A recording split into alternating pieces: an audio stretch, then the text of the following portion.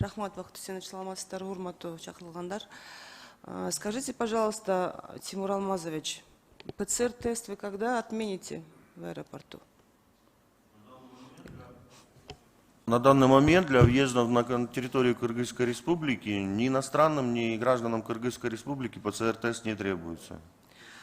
Требуется ПЦР-тест именно когда вылетают наши граждане, в основном на вылет, да, в Россию, там, ну, в основном вот наши трудовые мигранты, они очень много поступают жалоб на то, что вот именно требует наш аэропорт. Когда вот это прекратится? Если та сторона, в которую они прилетают, допустим, это Россия, да, они не требуют ПЦР-тест, почему вы требуете? Это требования авиакомпаний, вот, непосредственно выполняющих и наших, и кыргызских, потому что основное правило сейчас въезда в Российскую Федерацию – это наличие ПЦР-теста, либо, получается, сертификата о вакцинации. Это со стороны российской, не с нашей стороны, поэтому пассажира представители авиакомпаний даже не регистрируют без ПЦР-теста на руках, либо же сертификата о вакцинации.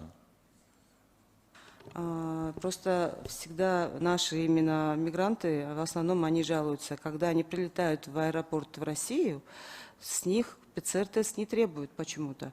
А почему именно требование от нас идет? И это получается, этот бедный трудовой мигрант приезжает в аэропорт наш, обязательно должен пройти ПЦР-тест, обязательно там идут это, опять же, оплата. Ну, получается так, что лишняя трата денег, да, я так считаю. Вот это надо вам как-то отработать, я так думаю, переговорить и с российской стороной, и с нашей стороной, чтобы прийти к одному мнению. Спасибо.